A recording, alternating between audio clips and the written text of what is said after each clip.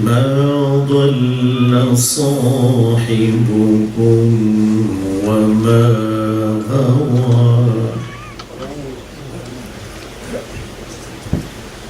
وما ينطق عن الهوى إن هو إلا وحي يوحى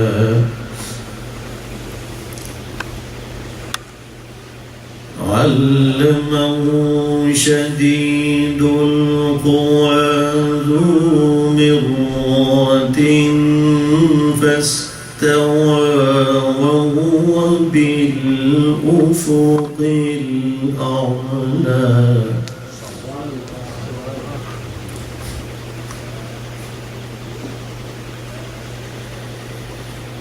والنجم إذا هوى ما ضل صاحبكم وما غوى وما ينطق عن الهوى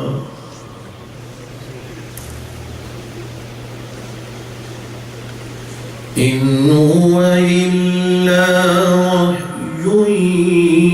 يوحى علمه شديد القوى ذو مرة فاستوى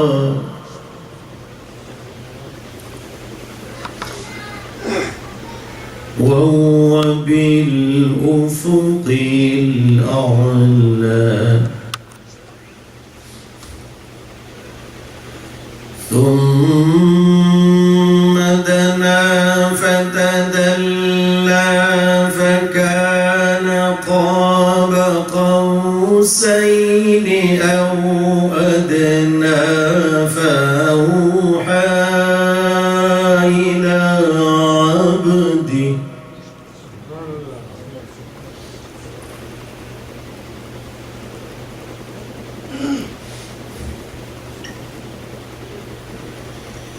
ثم دنا فتدلى فكان قاب قوسين أو أدنى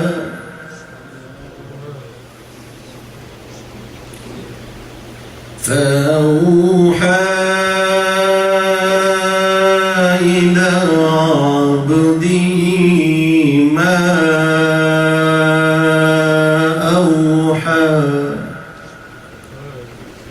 ما كذب الفؤاد ما رأى أفتمارونه على ما يرى ولقد رآه نزلة أخرى صدق الله العظيم.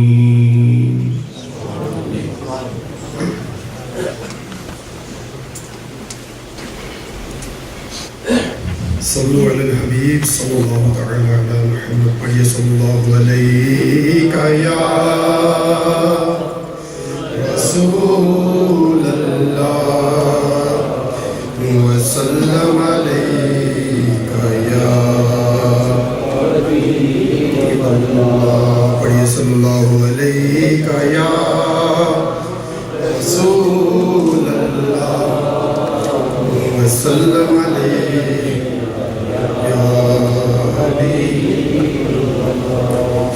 دنیا میں ہر آفت سے بچانا مولا اور عقبہ میں نہ کچھ رنج دکھانا مولا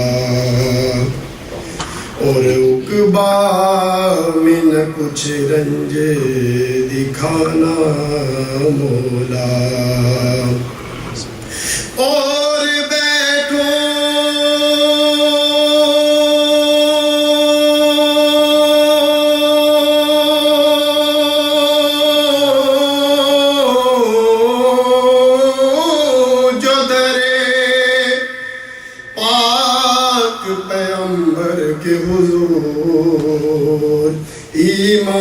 شان پہ اس وقت اٹھانا مولا صلی اللہ علیہ یا رسول اللہ وسلم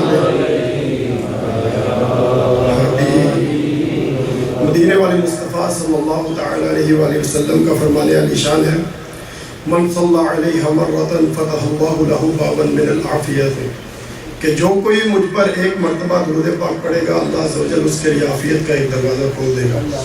اس لیے بآواز بلند کوئی لب خاموش نہ رہے، بآواز بلند سرکار کے گنبد حضرہ کا تصاور باندھ کر بآواز بلند درود پاک پڑھیے۔ صلی اللہ علیہ یا رسول اللہ وسلم علیکہ یا حبیب اللہ۔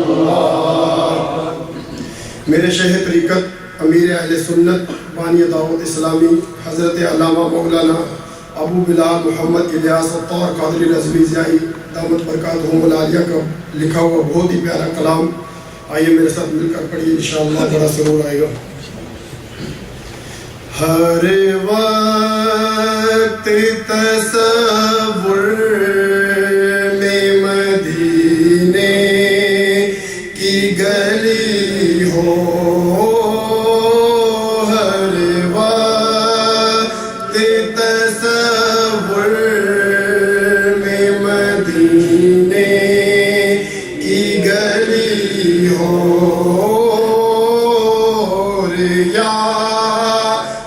محمد کی میرے دل میں بسی ہو،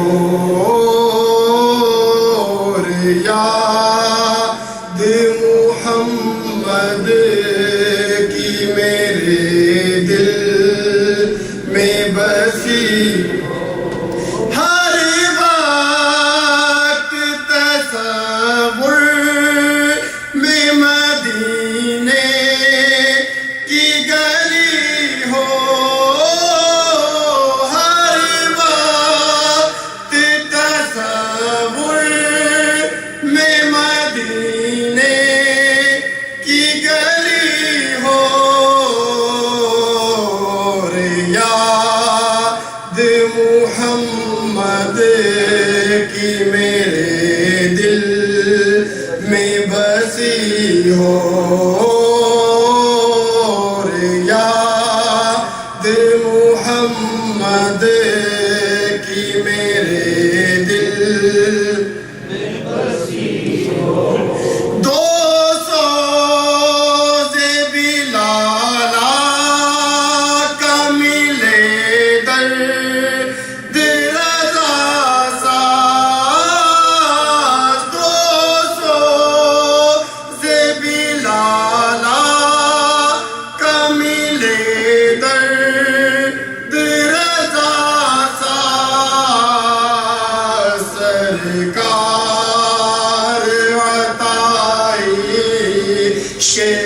ویسے کرنی ہو، سرکار عطائش ویسے کرنی ہو، اے کاش میں بن جاؤں مدینے کا مسافر،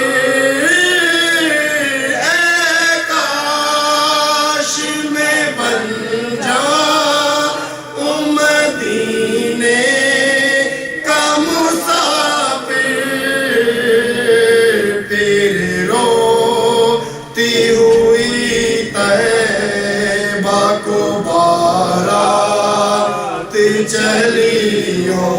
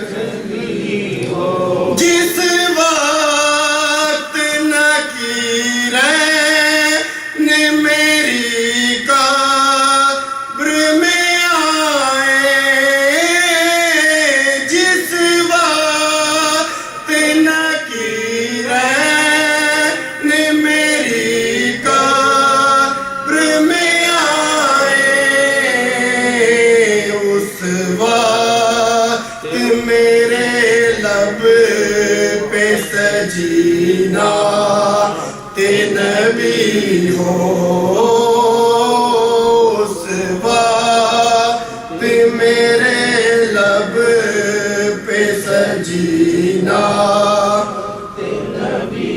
اللہ کرم ایسا کرے تجھے پہ جہاں میں اللہ کرم ایسا کرے دعوت اسلامی تیری دھوم مچی ہو اے دعوت اسلامی تیری دھوم مچی ہو محفوظ صدا رکھنا شہاب ادبوں سے محفوظ صدا رکھنا شہاب ادبوں سے اور مجھے سے بھی سرزد نہ کبھی میں ادبی ہو اور مجھے سے کبھی سرزد نہ بے ادبی ہو آقا کا گدا ہوں اے جہنم تو بھی سن لے آقا کا گدا ہوں اے جہنم تو بھی سن لے آقا کا گدا ہوں اے جہنم تو بھی سن لے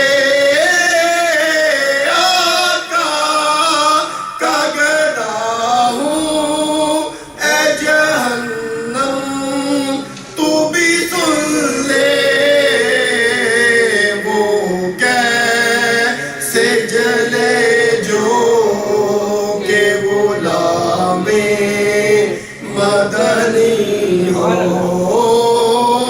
وہ کیسے جلے جو کہ غلام مدنی عطار ہمارا ہے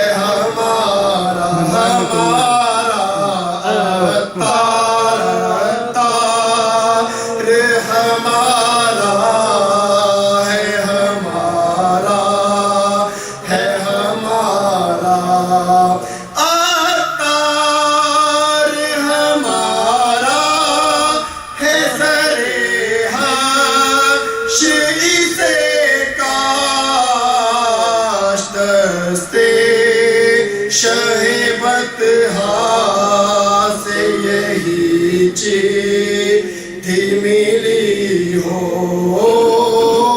ہر بات تصور میں مدینے کی گلی ہو اور یاد محمد کی میرے دل میں بسی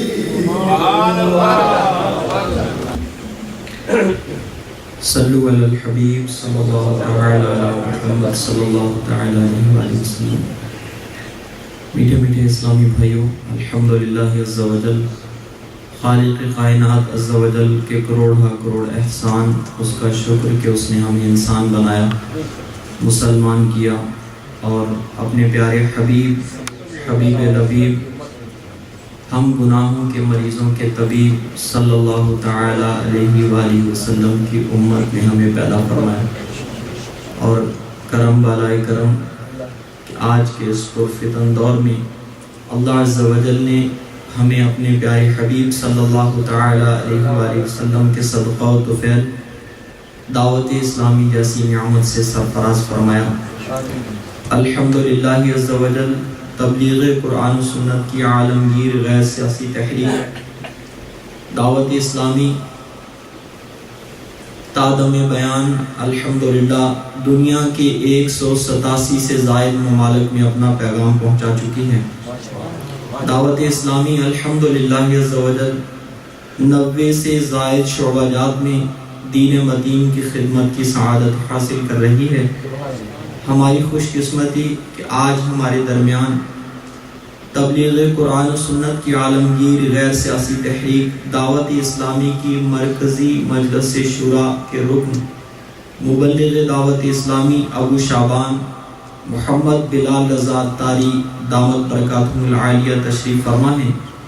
آپ الحمدللہ عز و جل نارتھ امریکہ، ساؤتھ امریکہ، ہند اور تھائی لینڈ، نیپال اور اسی طرح دنیا کے دیگر کئی ممالک میں اور دعوت اسلامی کے کئی شعبہ جات کے حوالے سے الحمدللہ دعوت اسلامی کے کام کو دیکھنے کی سعادت حاصل کر رہے ہیں۔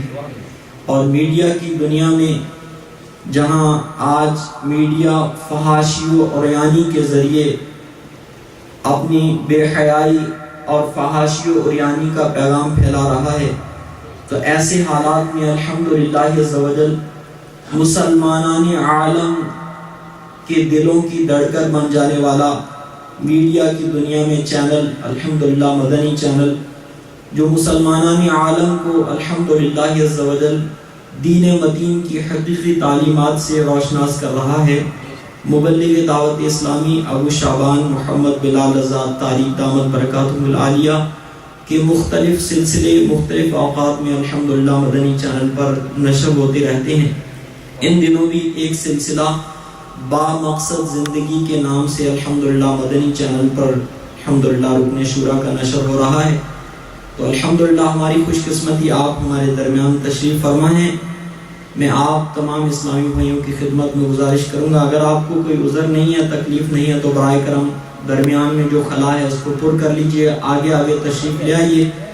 انشاءاللہ عز و جل ہم سب توجہ کے ساتھ رکن شورا کا بیان سنیں گے اور اس سے حاصل ہونے والے مدنی پھولوں کو اپنے دل کے مدنی گلدستے میں سجا کر ان پر عمل کر کے دوسروں تک پہنچانے کی کوشش کریں گے انشاءاللہ۔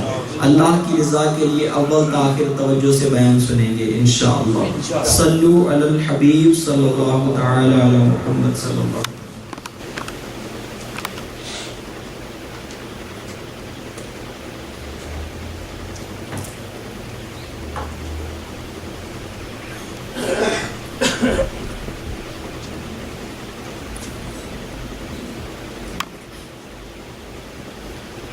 الحمدللہ رب العالمین والصلاة والسلام علی سید المرسلین اما بعد فاعوذ باللہ من الشیطان الرجیم بسم اللہ الرحمن الرحیم الصلاة والسلام علیک یا رسول اللہ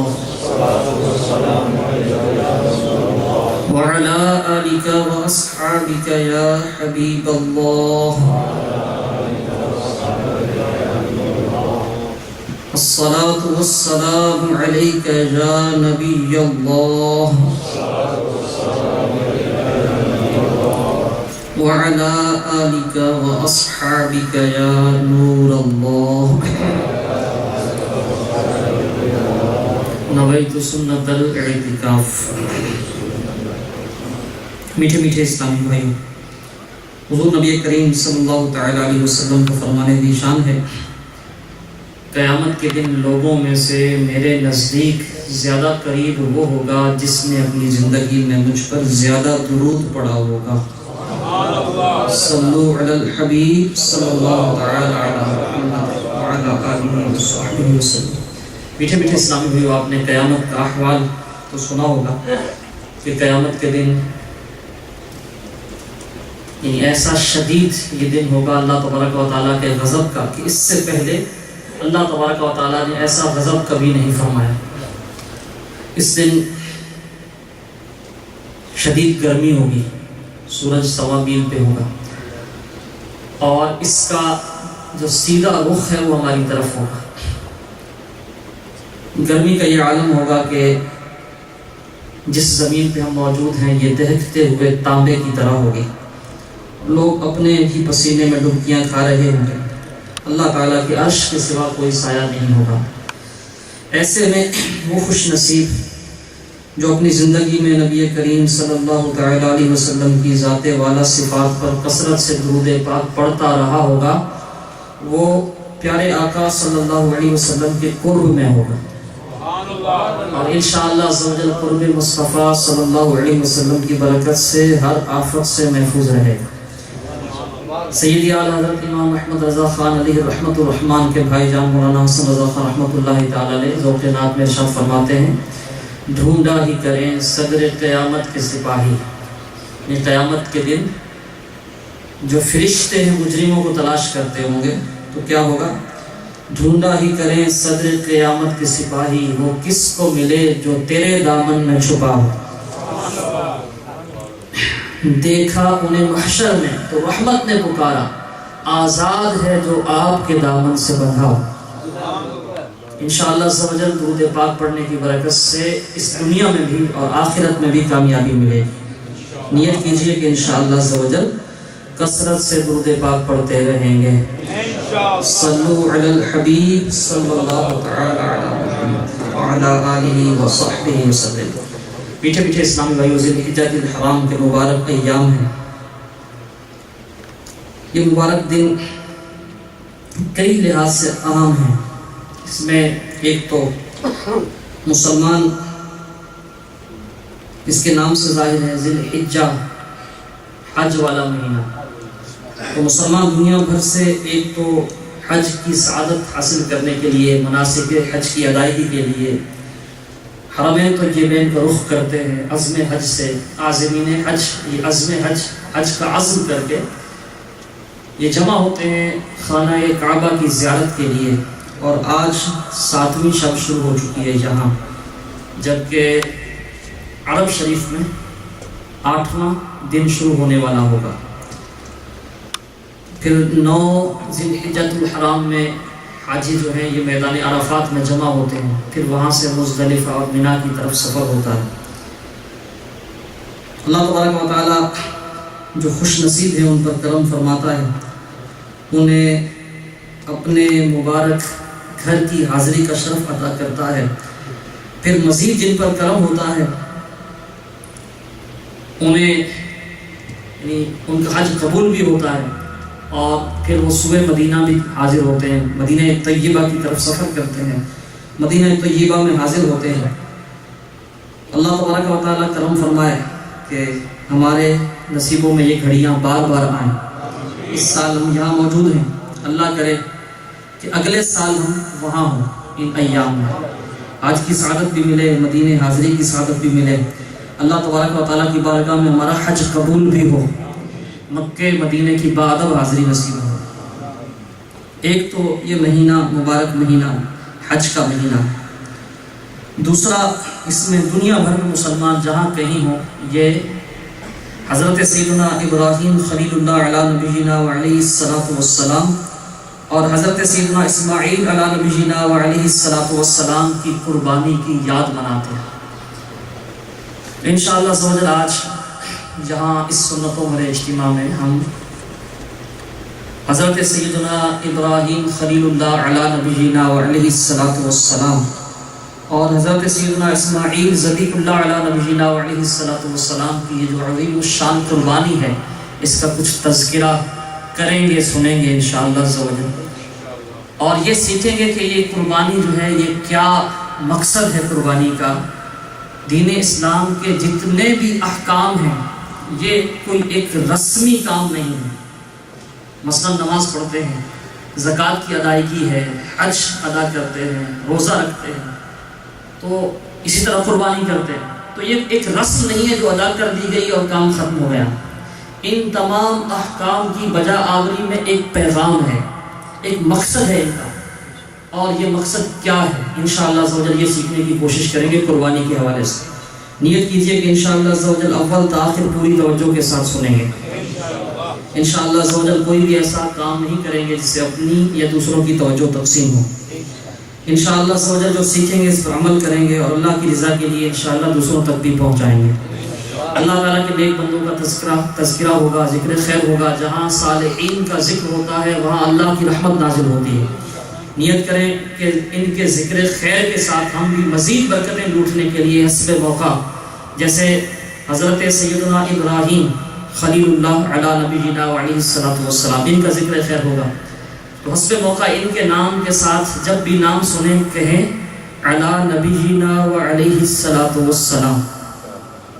علی نبینا کا معنی ہے ہمارے نبی صلی اللہ علیہ وسلم، ہمارے نبی وعلیہ السلام، ہمارے نبی پر بھی اور ان پر بھی درود و سلام ہو۔ یہ علی نبینا کا جو اضافہ ہے یہ ایک حدیث پر عمل ہے۔ حضور نبی کریم صلی اللہ تعالی علیہ وسلم نے ارشاد فرمایا کہ جب تم مرسلین علیہ السلام پر درود بھیجو تو مجھ پر بھی درود بھیجو، میں تمام جہانوں کے رب کا رسول ہوں۔ اس حدیث پر عمل کی یہ صورت ہے کہ ہم جب بھی کسی نبی علیہ السلام کا ذکر خیر ہو تو اضافہ کر لیں علی نبینا، تو نیت کریں کہ انشاءاللہ حسب موقع کسی نبی یعنی حضرت سیدنا ابراہیم علیہ السلام یا سیدنا اسماعیل علی نبینا علیہ السلام کا ذکر خیر ہوگا، سنیں گے تو مزید برکتیں حاصل کرنے کے لیے یوں کہہ لیں گے علی نبینا علیہ السلام۔ اسی طرح اللہ تبارک و تعالیٰ کا نام نامی سن کر عز و جل یا جل جلالہ یا جل شانہ کہتے رہیں گے، حضور نبی کریم صلی اللہ تعالیٰ علیہ وسلم کا نام نامی سنیں گے تو انشاءاللہ سوجل زبان سے کہیں گے صلی اللہ تعالیٰ علیہ وسلم۔ بزرگان دین کا ذکر خیر ہوگا تو رضی اللہ تعالیٰ عنہ یا رحمت اللہ تعالیٰ علیہ کہیں گے۔ اچھی بات کا ارادہ کریں گے، کسی نیک کام کا ارادہ کریں گے تو دل میں ارادہ ہوگا، زبان سے کہیں گے انشاءاللہ عز و جل۔ یاد رہے کہ نیک کام بھی اگر بغیر اچھی نیت کے کیا جائے تو اس پر ثواب نہیں ملتا۔ اجتماع میں آنا نیک کام ہے، بیان سننا یقیناً یہ ایک نیکی ہے، لیکن اگر اس میں اللہ تعالیٰ کی رضا شامل حال نہ ہوئی، اس کی نیت شامل حال نہ ہوئی تو پھر یہاں آنے کے باوجود ثواب نہیں ملے گا۔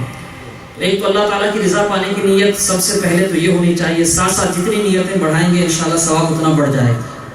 صلو علی الحبیب صلی اللہ تعالی علی محمد وعلی آلہ وصحبہ وسلم۔ میٹھے میٹھے اسلامی بھائیوں، پہلے تو آئیے اس مدنی پھول پہ غور کرتے ہیں کہ ہم جو جانور ذبح کرتے ہیں اس کا مقصد کیا ہے، قربانی کیوں کرتے ہیں۔ ایک طرف تو حضرت سیدنا ابراہیم خلیل اللہ علیہ نبینا علیہ السلام کی یاد منا رہے ہیں، حضرت اسماعیل علیہ نبینا علیہ السلام نے جو سر تسلیم خم کیا، ہم اس قربانی کی یاد مناتے ہیں، لیکن کیا ایک حکایت ہے جس پر ہم عمل کر رہے ہیں؟ ایسا نہیں ہے۔ آئیے سنیے، اللہ تبارک و تعالی سورہ حج کی آیت نمبر 37 کے ایک حصے میں ارشاد فرماتا ہے لن ينال الله لحومها ولا دماؤها ولكن يناله التقوى منكم۔ ترجمہ کنز ایمان، اللہ تعالیٰ کو ہرگز نہ ان کے گوشت پہنچتے ہیں نہ ان کے خون، ہاں تمہاری پرہیزگاری اس تک باریاب ہوتی ہے۔ ہم جو ذبح کر رہے ہیں جانور کو، حاجی بھی حج کے دوران حج کی قربانی بھی کرتے ہیں، اور ایک قربانی جو ہے جو بقر عید کی ہے، تو یہ بھی جو صاحب استطاعت ہیں وہ کرتے ہیں، دنیا بھر میں کرتے ہیں۔ تو یہ جو قربانیاں ہیں اللہ تبارک و تعالیٰ ارشاد فرما رہا ہے کہ ان جانوروں کے گوشت بھی اور ان کے خون بھی یہ اللہ تعالیٰ کو نہیں پہنچتے۔ اللہ تبارک و تعالیٰ کو اگر پہنچتا ہے تو تمہارے دلوں کی پرہیزگاری پہنچتی ہے۔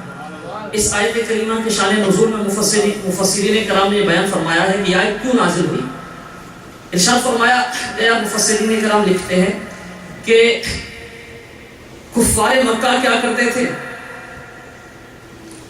یہ زمانہ جاہلیت میں چڑھاوے چڑھاتے تھے بتوں پر، اور جب چڑھاوے چڑھاتے تھے تو بتوں جو اپنے ان کے بت تھے ان پر یہ ان جانوروں کا خون پھینکتے تھے۔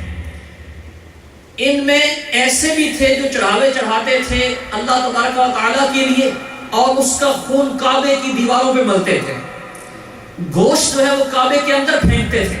اس وقت اللہ تبارک و تعالیٰ نے ان کے اس عمل کو رد فرمایا کہ اللہ تبارک و تعالیٰ کو اس خون کی یا ان کے گوشت کی حاجت نہیں ہے، اللہ تبارک و تعالیٰ تو تمہارے دلوں کو دیکھتا ہے کہ کس کی نیت کیا ہے، قربانی کیوں کر رہا ہے؟ اللہ تبارک و تعالیٰ کو پہنچتی ہے تو تمہارے دلوں کی پرہیزگاری پہنچتی ہے۔ میٹھے میٹھے اسلامی بھائیوں، ہم یاد تو مناتے ہیں، قربانی کرتے ہیں، اللہ تبارک و تعالیٰ قربانی کرنے والوں کی قربانی کو قبول فرمائے، لیکن تھوڑی دیر کے لیے غور کیجئے کہ کتنی عظیم قربانی کی ہم یاد منا رہے ہیں۔ اگر اس عظیم قربانی پر تھوڑا سا غور کریں گے تو انشاءاللہ بہت کچھ سمجھ میں آئے گا۔ پہلی بات تو یہ ہے کہ اللہ تبارک و تعالیٰ نے حضرت اسماعیل علی نبینا علیہ السلام، یہ لختے جگر ہیں، شہزادے ہیں، یہ عطا ہوئے حضرت ابراہیم علیہ السلام کو اکلوتے فرزند تھے۔ جب ان کی یہ ذبح کا سلسلہ ہوا، قربانی پیش کی گئی، اکلوتے تھے۔ پہلی بات یہ ہے اکلوتے تھے اور بڑی دعاؤں اور مرادوں کے بعد یہ پیدا ہوئے تھے۔ پہلی جو شادی تھی حضرت سیدنا ابراہیم خلیل اللہ علیہ نبینا علیہ السلام کی، یہ حضرت سیدہ سارہ رضی اللہ تعالی عنہا سے تھی، اور حضرت سیدہ سارہ رضی اللہ تعالی عنہا نے ہی خود حضرت ابراہیم علیہ السلام کا نکاح جو ہے یہ حضرت ہاجرہ رضی اللہ تعالی عنہا سے کروایا تھا، کیونکہ ان کے یہاں اولاد نہیں تھی۔ تو جب یہ شادی ہوئی، حضرت سیدنا ابراہیم علیہ السلام نے اللہ تبارک و تعالیٰ کی بارگاہ میں دعا مانگی، ربی حب لی من الصالحین، اے اللہ مجھے نیک اولاد عطا فرما، صالح اولاد عطا فرما، لائق اولاد عطا فرما۔ تو آپ کی اس دعا کی قبولیت پر اللہ تبارک و تعالیٰ نے خوشخبری ارشاد فرمائی کہ ہم نے فبشرناہ بغلام حلیم، ہم نے اسے خوشخبری سنائی ایک حلیم نرم مزاج بردبار لڑکے کی، حضرت اسماعیل علیہ السلام۔ اب بڑھاپے میں اللہ تبارک و تعالیٰ نے اکلوتا فرزند دیا۔ آغاز ہی سے قربانیوں کا سلسلہ شروع ہو گیا۔ پہلے تو حضرت سیدہ سارہ رضی اللہ تعالیٰ عنہ نے یہ نکاح خود کروایا تھا، لیکن جب بیٹے کی ولادت سیدہ ہاجرہ رضی اللہ تعالی عنہا سے ہوئی تو ان کو غیرت آئی، انہوں نے اللہ تبارک و تعالیٰ کی بارگاہ میں دعا کی، اور اس دعا کی قبولیت یوں ہوئی کہ اللہ تبارک و تعالیٰ نے حضرت سیدنا ابراہیم خلیل اللہ علیہ نبینا علیہ السلام کو حکم فرمایا کہ اس نو مولود بچے کو اور اس کی ماں کو جا کے حرم مکہ میں چھوڑ کر آؤ۔ اس وقت جہاں آج خانہ کعبہ ہے یہاں کچھ بھی نہیں تھا، خشک پہاڑ تھے اور ان کے بیچ میں یہ ایک وادی تھی۔ حضرت سیدنا ابراہیم خلیل اللہ علیہ نبینا علیہ السلام کا ایک تو یہاں امتحان لینا مقصود تھا، اور دوسرا پھر اس کی برکت سے کعبہ شریف کی تعمیر اور مکہ پاک کی آبادی تھی۔ یہاں کچھ بھی نہیں تھا۔ اللہ تبارک و تعالیٰ کے حکم سے حضرت سیدنا ابراہیم خلیل اللہ علیہ نبینا علیہ السلام نے حضرت سیدہ ہاجرہ رضی اللہ تعالی عنہا کو اور سیدنا اسماعیل علیہ نبینا علیہ السلام جو بھی شیر خوار تھے، دودھ پیتے بچے تھے، ان کو یہاں چھوڑا، اور ان کے پاس تھیلے میں کچھ کھجوریں تھیں، پانی کا ایک مشکیزہ تھا، اور یہ چھوڑ کر روانہ ہونے لگے۔ اللہ تبارک و تعالیٰ کے کیسے پاک باز بندے تھے یہ۔ سیدہ ہاجرہ رضی اللہ تعالیٰ عنہ نے پہلے نہیں پوچھا کہ آپ ہمیں کہاں لے کر جا رہے ہیں، جب چھوڑ کر جانے لگے تو پھر عرض کیا آپ نے، سیدہ ہاجرہ عرض کرنے لگی رضی اللہ تعالیٰ عنہ کہ آپ ہمیں یہاں کیسے چھوڑ کے جا رہے ہیں، کس کے پاس چھوڑ کر جا رہے ہیں؟ نہ کوئی آبادی ہے، نہ مونس ہے، نہ ہمدم ہے، کچھ بھی نہیں ہے یہاں، آپ ہمیں چھوڑ کر جا رہے ہیں، کس کے پاس چھوڑ کر جا رہے ہیں؟ سیدہ ہاجرہ رضی اللہ تعالیٰ نے ایک سے زائد بار یہ پوچھا۔ سیدنا ابراہیم خلیل اللہ علیہ نبینا علیہ السلام نے سکوت یعنی خاموشی اختیار فرمایا۔ جب یہ دیکھا کہ جواب نہیں آ رہا تو عرض کیا کہ کیا اس بات کا حکم آپ کے رب عز و جل نے دیا ہے؟ تو اس پر حضرت سیدنا ابراہیم خلیل اللہ علیہ نبینا علیہ السلام نے اسبات میں یعنی ہاں میں سر ہلایا۔ جب سیدہ ہاجرہ رضی اللہ تعالی عنہ نے یہ سنا، قربان جائیں، ارشاد فرمایا کہ اچھا اگر ایسا ہے تو پھر ہمیں اللہ تبارک و تعالیٰ پر بھروسہ ہے، اللہ تعالیٰ ہمیں ضائع نہیں کرے گا۔ یہ بات آپ نے سن لی، میں نے بیان کر دی. بیان کرنا بھی آسان ہے، سننا بھی آسان ہے. سبحان اللہ کہا انشاءاللہ اس کا اجر ملے گا، لیکن یہ کہنا بھی آسان ہے، ہم اس کا تصور بھی نہیں کر سکتے. ہم آج کچھ دیر کے لیے اپنے اہل و عیال سے جدا ہوں تو کتنی تشویش ہوتی ہے، حالانکہ اپنے گھر میں ہوتے ہیں، ہر طرح کی سیکیورٹی ہوتی ہے، ہر طرح سے سیکیور ہوتے ہیں، کھانے پینے کے اسباب سامان سب موجود ہوتا ہے، دیگر رشتہ دار بھی ہوتے ہیں. اس کے باوجود تشویش ہوتی ہے کہ نہ جانے پیچھے کیا ہوگا. اور ان کی تشویش اپنی جگہ ہوتی ہے، ان کا بس چلے تو جانے ہی نہ دیں، یہ کیفیت ہوتی ہے.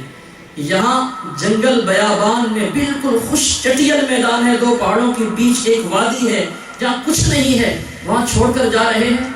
جب یہ پوچھا کہ اپنے آپ کے رب عز و جل کا حکم ہے، ہمارے رب عز و جل کا حکم ہے، جب ہاں میں جواب ملا تو آگے سے بالکل، یعنی ایک تو ہوتا ہے نا کہ زبان سے ہاں کرنا لیکن دل میں کچھ اور ہو، ایسا نہیں. سر تسلیم خم کر دیا کہ اگر رب عز و جل کا حکم ہے تو اللہ تعالیٰ ہمیں ضائع نہیں کرے گا، ہمیں اس پر بھروسہ ہے. توکل ہو تو ایسا ہو.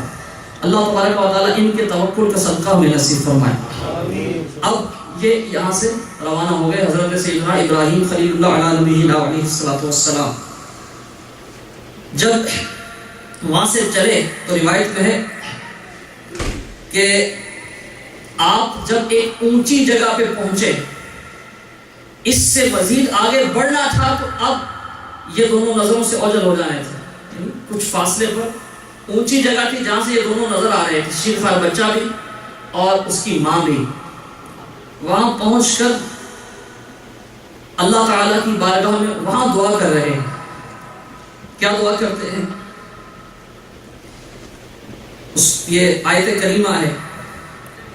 اللہ تبارک و تعالیٰ کی بارگاہ میں عرض کر رہے ہیں، اے ہمارے پروردگار جل جلالہ، میں نے بسا دیا ہے اپنی اولاد کو وہاں جہاں کچھ نہیں ہے، کوئی کھیتی باڑی نہیں ہے، لیکن تیرے حرمت والے گھر یعنی خانہ کعبہ کا پڑوس ہے. اے ہمارے پروردگار جل جلالہ، اس لیے یہاں ان کو چھوڑا ہے کہ یہ نماز قائم کریں، بس لوگوں کے دلوں کو اس طرف پھیر دے کہ وہ اس طرف مائل ہوں، اور ان کو رزق دے اپنے پھلوں سے تاکہ یہ تیرا شکر ادا کریں. یہ مکہ پاک کی آبادی کے لیے دعا کر رہے ہیں. یہ آیت کریمہ کا مفہوم میں نے پیش کیا. تو مکہ پاک کی آبادی کے لیے یوں دعا کی.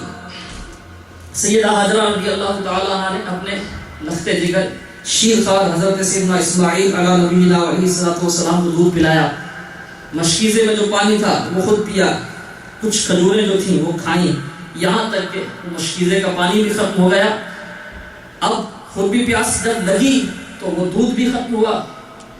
سیدہ حاجرہ رضی اللہ تعالی عنہا بھی بھوکی پیاسی، اور ننھے اسماعیل علیہ السلام بھی پیاس سے اپنے ہونٹوں پر بار بار زبان پھیر رہے ہیں. اب ظاہر ماں ہے، بچے کا یہ حال برداشت نہ ہوا. کافی دیر تک جب یہی کیفیت رہی تو بے قراری میں ایک طرف کی جو پہاڑی تھی اس پر چڑھی صفا پر کہ کہیں سے کوئی پانی کا نشان نظر آئے. پھر مروہ کی طرف، وہاں سے واپس آئی بچے کے پاس، بچے سے پھر مروہ کی طرف، مروہ سے پھر بچے کے پاس، پھر صفا کی طرف. دونوں پہاڑیوں پر کچھ بھی نظر نہیں آ رہا. اسی طرح بے قراری میں آپ نے 7 چکر لگائے. آخری مرتبہ جب مروہ پر تھیں تو آپ نے ایک آواز سنی. بڑے حیرت میں پڑ گئی کہ کوئی ہے نہیں، آواز کس کی آ رہی ہے. خیال ہوا کہ شاید میرا کوئی گمان ہے. حقیقت میں ایسا نہیں ہے، گمان ہے، ایسا خیال ہے کہ آواز ہے نہیں. جب بچے کی طرف دیکھا، ننھے اسماعیل علیہ نبینا علیہ السلام کی طرف، تو وہاں ایک فرشتے کو پایا. واپس لوٹی، دیکھا ایک فرشتہ کھڑا ہے. اسماعیل علیہ نبینا علیہ السلام کی ایڑی کے پاس اس فرشتے نے ایڑی پر اپنا پر مارا. یا حضرت سیدنا اسماعیل علیہ نبینا علیہ السلام نے ایڑی رگڑی. دونوں روایتیں ہیں. حضرت سیدنا اسماعیل علیہ نبینا علیہ السلام کی ایڑی رگڑنے کی برکت سے پانی کا چشمہ جاری ہوا. اب وہ آپ نے بند باندھا اور اس کو رکنے کا حکم فرمایا. زم ارشاد فرمایا کہ پانی رک جائے. نبی کریم صلی اللہ تعالی علیہ وسلم ارشاد فرماتے ہیں اللہ تعالیٰ اسماعیل علیہ السلام کی والدہ پر رحم فرمائے. حضرت سیدہ ہاجرہ رضی اللہ تعالی عنہا پر رحم فرمائے. اگر آپ زمزم کو اسی طرح رہنے دیتی، یعنی زمزم نہ فرماتی اور وہ آپ حلقہ نہ باندھتی، اس کے گرد دائرہ نہ کھینچتی، تو ارشاد فرمایا کہ زمزم کا ایسا چشمہ جاری ہوتا جو پوری دنیا میں جاری ہو جاتا. آپ نے پھر پانی پیا تو دودھ بھی جاری ہو گیا، بچے کو پلایا، بچے کو پانی پلایا. فرشتہ عرض کرنے لگا کہ اللہ تبارک و تعالی آپ کا حامی ہے، مددگار ہے. یہاں بیت اللہ تعمیر ہوگا جس کو یہ بچہ تعمیر کرے گا. بچہ اور اس کا باپ، بے شک اللہ تبارک و تعالی اپنے مقرب بندوں کے اجر کو ضائع نہیں کرتا. پھر وقت گزرتا گیا، قبیلہ بنی جرہم وہاں آباد ہوا. اسی قبیلے کی ایک لڑکی سے سیدنا اسماعیل علیہ نبینا علیہ السلام کا نکاح ہوا اور یہاں ایک شہر آباد ہوا. آج الحمدللہ عزوجل مکہ پاک کی آبادی ایسی ہے کہ دنیا کے سارے شہر اس پر قربان. مکہ اور مدینہ. مکہ جو ہے پیارے آقا علیہ السلام کی جائے ولادت ہے، اور جو مدینہ منورہ ہے یہ ہجرت سے مشرف ہوا، اور پیارے آقا علیہ السلام ابھی تک وہی تشریف فرما ہے. اس لیے مدینہ مکے سے بھی افضل ہو گیا. بہرحال میٹھے میٹھے اسلامی بھائیوں، اب یہ حضرت سیدنا اسماعیل علیہ نبینا علیہ السلام کو یوں چھوڑا، کتنی عظیم قربانی. جب اب کچھ بڑے ہوئے تو اللہ تبارک و تعالیٰ نے ذبح کا حکم فرمایا. اس کے حوالے سے بھی مختلف روایات ہیں. ایک روایت یہ ہے کہ 3 بار آپ نے خواب میں دیکھا کہ آپ حضرت اسماعیل علیہ نبینا علیہ السلام کو ذبح کر رہے ہیں. اللہ تبارک و تعالیٰ نے تفسیر کے ساتھ یہ واقعہ قرآن پاک میں بیان فرمایا ہے. مفسرین کرام نے اس کی شرح بیان کی ہے، اس کی تفسیر لکھی ہے. بعض روایات میں آپ کی عمر جو ہے وہ 13 سال بیان کی گئی ہے کہ حضرت سیدنا اسماعیل علیہ نبینا علیہ السلام کی عمر شریف 13 برس تھی. بعض جگہ اس سے کچھ کم بھی بیان ہوئی ہے. اب اکلوتا بیٹا دعاؤں کے بعد بڑھاپے میں ملا اور اس کو اللہ تعالیٰ کے حکم سے یہاں چھوڑا. اب یہ ایک اور امتحان حکم ہوا کہ اس کو اللہ تعالیٰ کی راہ میں ذبح کرنا.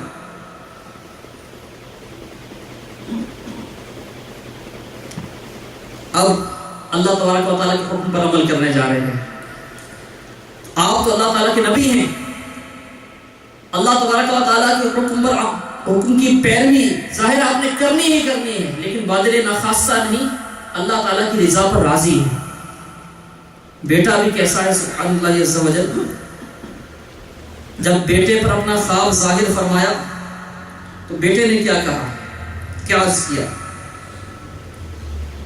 بیٹے نے عرض کیا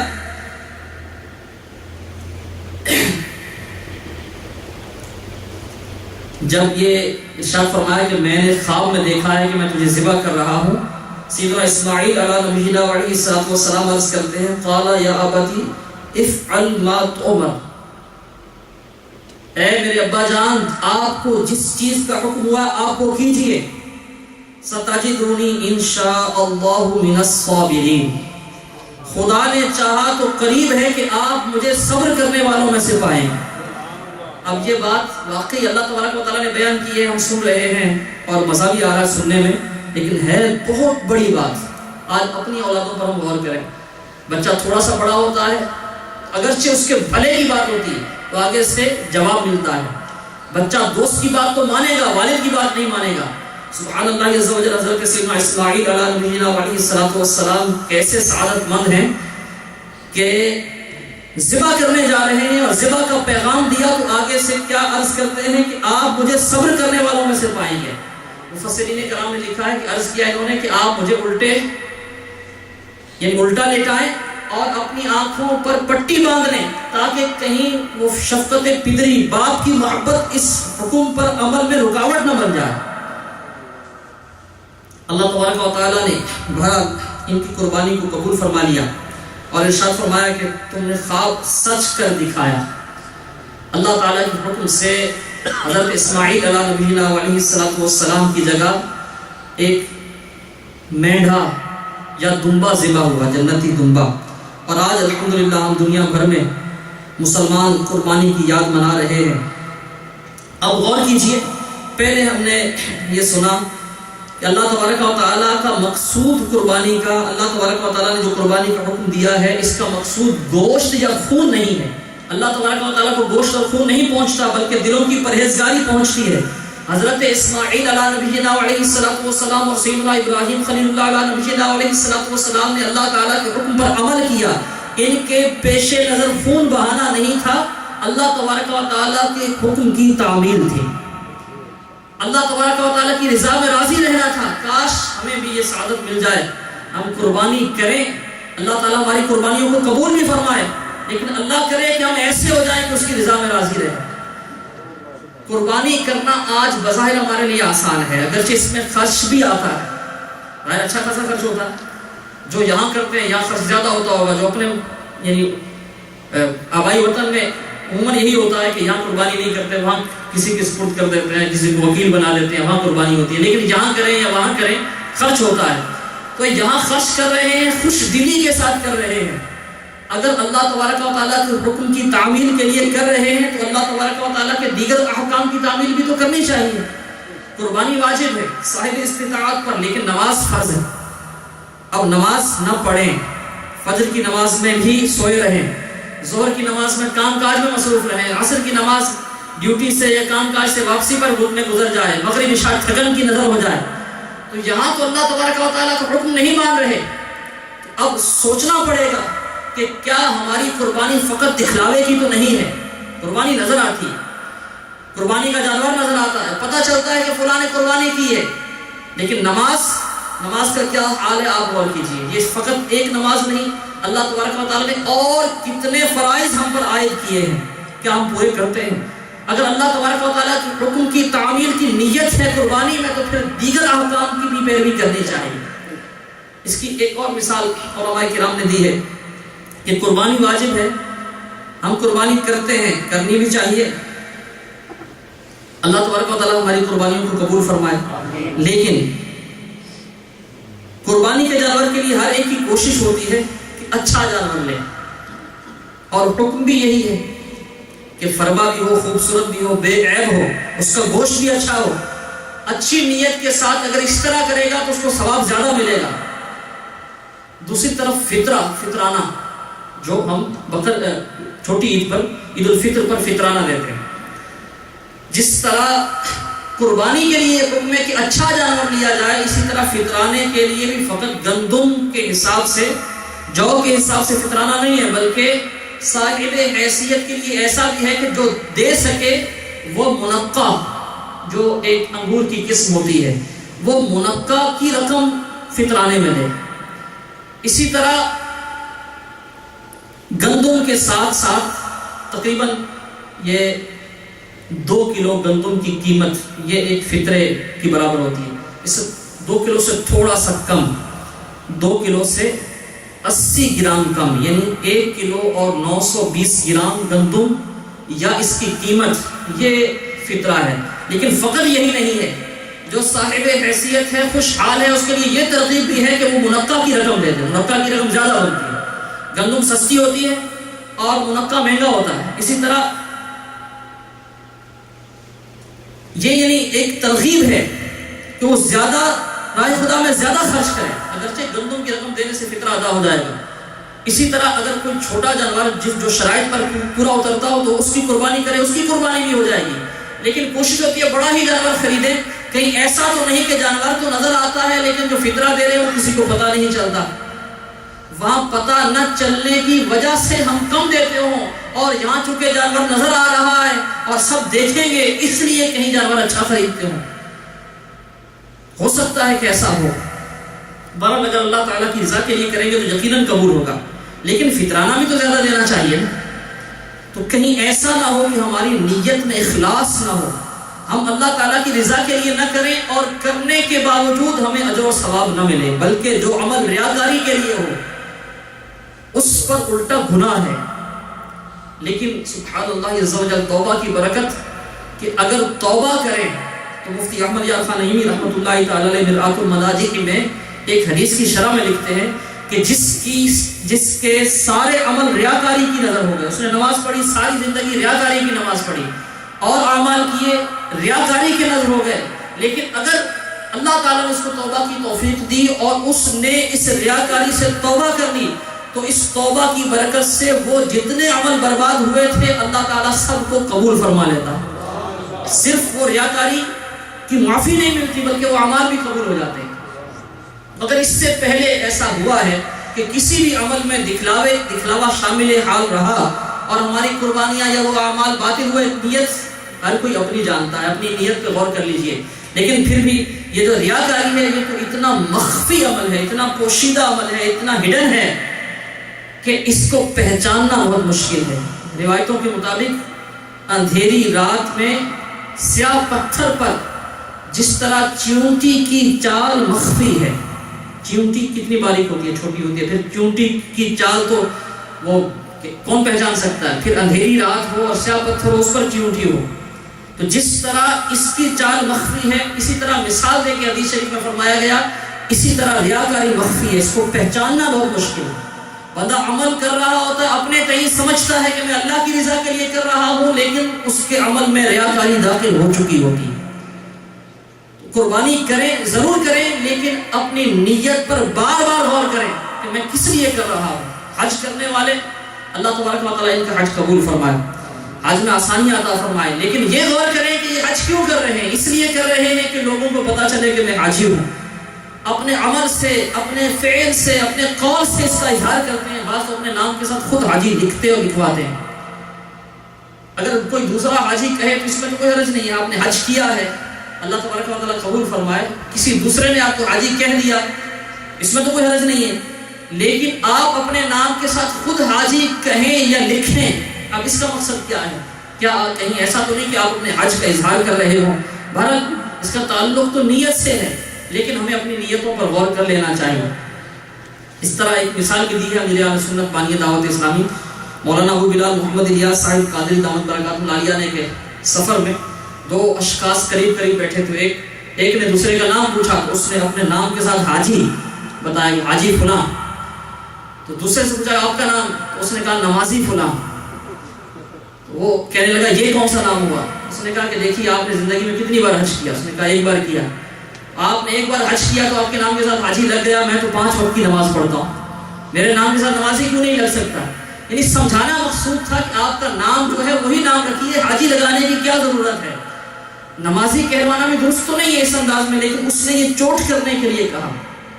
ہمیں اپنی نیتوں پر غور کرنا ہے، جو بھی عمل کریں، نماز پڑھیں ضرور پڑھیں، بغیر پڑھے چارہ نہیں ہے، لیکن خدا نخواستہ اگر نماز دکھلاوے کی ہوئی تو یہی نماز منہ پر مار دی جائے گی۔ کوئی سارا دن عمل کرے، سارا دن کوئی وہ مزدوری کرے، محنت مزدوری کرے، اپنے جاب اچھے انداز سے پوری کرے، لیکن شام کو اگر اس کو کہا جائے کہ تو نے کام ٹھیک نہیں کیا تو اجرت نہیں ملے گی، اب اس بیچارے کا کیا بنے گا؟ اسی طرح جو ساری زندگی نماز کو پڑھتا رہا، دیگر اعمال کرتا رہا، قربانی بھی اس نے کی، صدقہ و خیرات بھی کیا، لیکن اس کے یہ اعمال دکھلاوے کی نظر ہو گئے، ریاکاری کی وجہ سے اس کے منہ پر مار دیے گئے، پھر کیا بنے گا؟ ہمیں اپنی نیتوں پر غور کرنا ہے، اپنی نیت کو درست کر لینا ہے۔ اللہ تبارک و تعالیٰ کو ہمارے نہ گوشت پہنچتے ہیں نہ خون پہنچتے ہیں، اللہ تبارک و تعالیٰ کو پہنچتی ہے تو ہماری نیکی اور پرہیزگاری پہنچتی ہے، اور نیکی اور پرہیزگاری کا تعلق دل سے ہے، اس کا تعلق ظاہر سے، اگرچہ ظاہری اعمال بھی درست ہونے چاہیے لیکن نیت ٹھیک نہیں ہے تو نہ تقویٰ ہے نہ پرہیزگاری ہے۔ آئیے اخلاص کے حوالے سے چند مدنی پھول میں آپ کی بارگاہ میں پیش کرتا ہوں، نیت کے اخلاص کے حوالے سے۔ حضرت سیدنا یحییٰ بن معاذ رحمۃ اللہ تعالیٰ علیہ، اللہ تعالیٰ کے بہت نیک بندے ہوئے ہیں، اللہ تعالیٰ کے ولی ہوئے ہیں۔ آپ سے کسی نے پوچھا کہ بندہ مخلص کب ہوتا ہے، اخلاص والا کب ہوتا ہے؟ ارشاد فرمایا کہ جب وہ بچے کی طرح ہو جائے، دودھ پیتے بچے کی طرح ہو جائے، اس وقت مخلص ہوتا ہے۔ پوچھا گیا کہ اس کی عادت کیا ہوتی ہے؟ ارشاد فرمایا کہ اس کی آپ تعریف کرو تو تب بھی اس کو پرواہ نہیں ہے۔ دودھ پیتے بچہ رو رہا ہے، آپ اس کے فضائل بیان کرنا شروع کر دیں کہ بڑا پیارا بچہ ہے، دیکھو کتنا یہ اچھا ہے، خوبصورت ہے، اس کے ہونٹ کیسے ہیں، یہ روتا ہے تو وہ بھی لبھانے والا روتا ہے، مسکراتا ہے تو وہ بھی اس دل کو لبھاتا ہے. آپ جتنی بھی تعریف کریں ہو سکتا ہے وہ زیادہ رونا شروع کر دے، کیونکہ اس کو سمجھ میں نہیں آ رہا کہ آپ کیا کر رہے ہیں. وہ ہنس رہا ہے، آپ اس کو ڈانٹیں، ہو سکتا ہے وہ زیادہ ہنسنا شروع کر دے. ارشاد فرمایا کہ جب تمہاری عادت بچے کی طرح ہو جائے گی اس وقت تم مخلص ہوگے. یعنی کوئی تمہاری تعریف کرے یا تمہاری مذمت کرے تمہارے دل پر اس کا اثر نہ ہو، یہ ہے بہت مشکل. لیکن اللہ تبارک و تعالیٰ چاہے تو ہو سکتا ہے. اللہ تعالیٰ اپنے مخلص بندوں کا صدقہ عطا فرمائے. جب اللہ تبارک و تعالیٰ نے شیطان کو مردود کیا تو شیطان نے اللہ تبارک و تعالیٰ کی بارگاہ میں کیا چیلنج کیا؟ اللہ تبارک و تعالیٰ نے قرآن پاک میں اس کو بیان کیا. میں مختصر نظر کرتا ہوں سمرائز کر کے. جب اللہ تبارک و تعالیٰ نے اس کو مردود کیا تو اس نے یعنی اللہ تبارک و تعالیٰ کی بارگاہ میں عرض کی کہ میں تیرے بندوں کو زمین میں بہکاوا دے دوں گا، انہیں یعنی صحیح راہ سے ہٹا دوں گا. اللہ تبارک و تعالیٰ نے ارشاد فرمایا کہ جا، تجھے یعنی تو بندوں کو گمراہ کر، لیکن تیرا بس نہیں چلے گا میرے مخلص بندوں پر. تیرا بس میرے مخلص بندوں پر نہیں چلے گا، اخلاص والوں پر نہیں چلے گا. اخلاص وہ ہتھیار ہے جہاں شیطان کا وار نہیں چلتا. ایک بہت مشہور جرنیل تھا، فرینچ جرنیل نپولین، آپ نے بھی نام اس کا سنا ہوگا. تو نپولین ہر میدان میں تقریباً اس کو فتح ہوتی تھی. کسی نے اس فتح کا راز پوچھا، اس نے بتایا کہ میں پہلے جاسوسی کرتا ہوں، جاسوسی کرواتا ہوں دشمن کی فوج میں اپنے کارندے بھیج کر، اپنے جاسوس سپائز بھیج کر میں معلوم کرتا ہوں کہ کس محاذ پر یہ کمزور ہے. اگر یعنی اس کی پیادہ فوج دشمن کی کمزور ہوتی ہے تو میں اپنی پیادہ فوج کو مضبوط کر لیتا ہوں. اگر اس کی فضائیہ کمزور ہے تو میں اپنی فضائیہ کو مضبوط کرتا ہوں. جس محاذ پر وہ کمزور ہے اس محاذ پر میں اپنی فوج کو مضبوط کرتا ہوں تو بآسانی اسے شکست دے دیتا ہوں. یہ دشمن کی کمزوری کا پتہ چلا کر میں یعنی جنگ سے پہلے دشمن کی کمزوری کا پتہ چلاتا ہوں، پھر پلاننگ کرتا ہوں، اس کے مطابق اپنی فوج کو لڑنے کا حکم دیتا ہوں، اس کے مطابق صف بندی کرتا ہوں. تو شیطان ہمارا سب سے بڑا دشمن ہے. شیطان کی کمزوری اللہ تبارک و تعالیٰ نے بیان فرما دی کہ شیطان کا وار وہاں نہیں چلے گا جہاں اخلاص ہوگا، اور جہاں اخلاص نہیں ہوگا وہاں شیطان کامیاب ہو جائے گا. سیدنا اکرمہ رضی اللہ تعالیٰ عنہ ارشاد فرماتے ہیں کہ بنی اسرائیل میں پہلے ایک عبادت گزار شخص تھا، عبادت میں مصروف رہتا تھا. ایک ایسا درخت جس کی لوگ پوجا کرتے تھے، ایک بار اس کو غصہ آیا کہ لوگ اس کی پوجا کیوں کرتے ہیں، اللہ تبارک و تعالیٰ کی عبادت کیوں نہیں کرتے. اس نے کلہاڑا لیا اور اس درخت کو کاٹنے کے لیے نکلا. راستے میں شیطان آدمی کی صورت میں اسے ملا، پوچھا کہاں جا رہے ہو؟ اس نے اپنا ارادہ بیان کیا کہ اس درخت کو کاٹ دوں گا کیونکہ لوگ اس کی پوجا کرتے ہیں. شیطان نے منع کیا کہ اس کو کاٹ کے تمہیں کیا ملے گا؟ اس نے کہا ملے گا کہ اللہ کی رضا ملے گی، لوگ اس کی پوجا کرتے ہیں، میں اس کو کاٹوں گا. شیطان نے کہا کہ اس بات کا تمہیں حکم تو نہیں دیا گیا، جاؤ اپنی عبادت کرو. اگر اس کا کاٹنا اللہ تعالیٰ کو مقصود ہوتا تو اللہ تعالیٰ کسی نبی علیہ السلام کو حکم دے دیتا. اس نے کہا کہ جو بھی ہو جائے میں نے اس درخت کو کاٹنا ہے. اب شیطان اور اس میں کچھ تو میں تکرار ہوئی، یہاں تک کہ وہ آپس میں گتھم گتھا ہوئے، لڑائی کی نوبت آئی اور اس عابد نے اس شیطان کو گرا لیا، اس کے سینے پر بیٹھ گیا.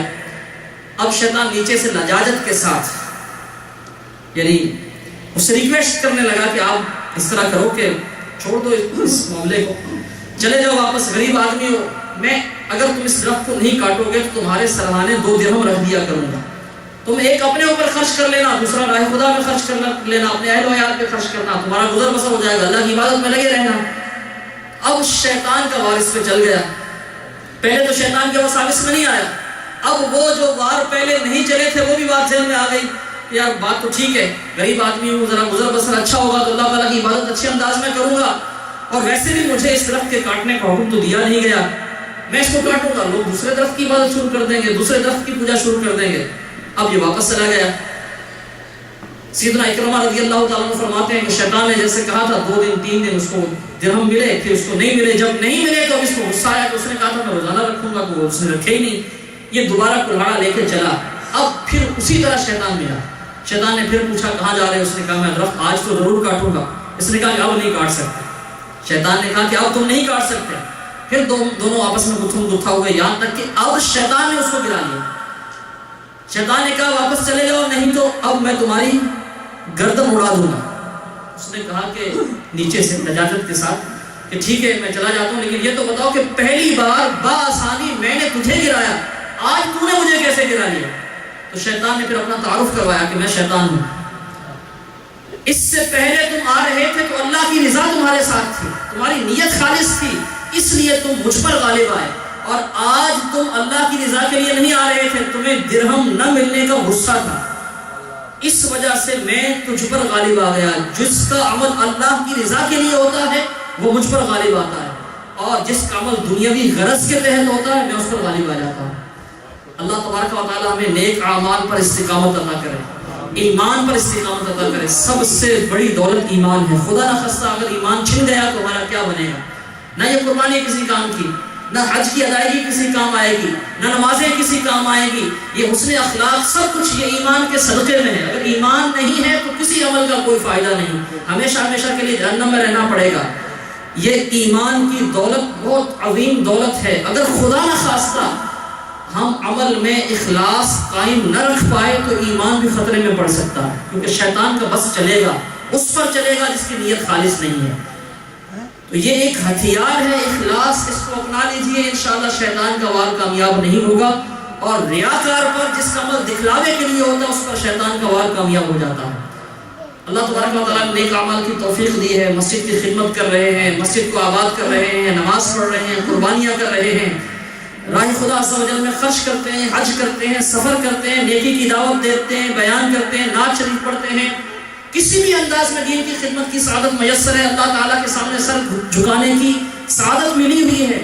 یہ ساری سعادتیں اس وقت تک سعادتیں ہیں جب تک نیت خالص ہے۔ اگر نیت خالص نہیں ہے تو یہی ہمارے لیے زحمت بھی بن سکتی ہے۔ تو میٹھے میٹھے اسلامی بھائیو، آج الحمدللہ عز و جل مختصر سے وقت میں ہمیں یہ بات سیکھنے کو ملی کہ قربانی ضرور کرنی چاہیے اللہ تعالیٰ کے حکم کی ادائیگی کے لیے، لیکن قربانی کرنے میں جو سب سے اہم چیز ہے وہ انسان کی نیت ہے۔ نیت نہ گوشت کی نہ خون کی، اللہ کی رضا کی نیت ہونی چاہیے۔ تو نیت کرنے کے انشاءاللہ عز و جل صرف قربانی نہیں بلکہ سارے اعمال میں ہم اللہ تعالیٰ کی رضا کی نیت ہی کریں گے انشاءاللہ۔ اللہ تعالیٰ اپنے نیک اور پاک باز بندوں کے صدقے ہمیں نیت کا اخلاص نصیب فرمائے۔ الحمدللہ عز و جل دعوت اسلامی تبلیغ قرآن و سنت کی عالمگیر غیر سیاسی تحریک ہے، جس کے مدنی ماحول کی برکت سے، جس کی الحمدللہ عز و جل برکات ہے کہ آج دنیا میں ایک بہت بڑی تعداد ایسی ہے جو کل تک نیکیوں سے دور تھی، آج الحمدللہ سنتوں کی خدمت کر رہی ہے۔ ایسے نوجوان جو شاید کل تک جمعہ بھی نہیں پڑھتے ہوں گے، آج الحمدللہ دعوت اسلامی کی برکت سے انہیں امامت کا مصلی ملا ہے۔ کل تک شاید فقط عید کی نماز پڑھتے ہوں گے، آج الحمدللہ وہ دوسروں کو نماز کی دعوت دیتے ہیں۔ آج الحمدللہ انہیں تہجد کی ادائیگی کی سعادت ملتی ہے۔ یہ باتیں جو میں کر رہا ہوں آپ سن رہے ہیں، یہ دعوت اسلامی کے مدنی ماحول کی ہی برکت ہے کہ صرف اعمال، ظاہری اعمال نہیں بلکہ دل کی اصلاح کی بات بھی ہو رہی ہے۔ الحمدللہ یہ بانی دعوت اسلامی مولانا محمد الیاس صاحب عطار قادری دامت برکاتہ العالیہ کا فیضان ہے۔ انہوں نے نوجوانوں کی زندگیوں میں انقلاب برپا کیا، صرف ظاہر ہی نہیں الحمدللہ دل میں بھی اللہ تبارک و تعالیٰ کا خوف پیدا کر دیا، دل میں پیارے حبیب علیہ السلام کی سنتوں کی محبت پیدا فرما دی، عشق رسول صلی اللہ علیہ وسلم سے نوجوانوں کے سینوں کو مدینہ بنا دی۔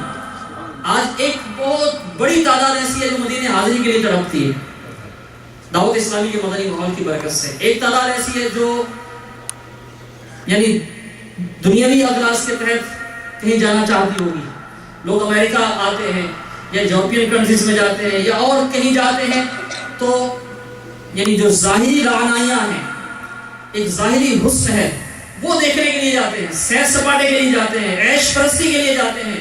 لیکن الحمدللہ عز و جل دعوت اسلامی کے مدنی ماحول کی برکت سے ایک بہت بڑی تعداد ایسی ہے جو مدینہ حاضری کی خواہش رکھتی ہے اور مدینہ حاضری کے لیے دن رات دعائیں مانگتی ہے۔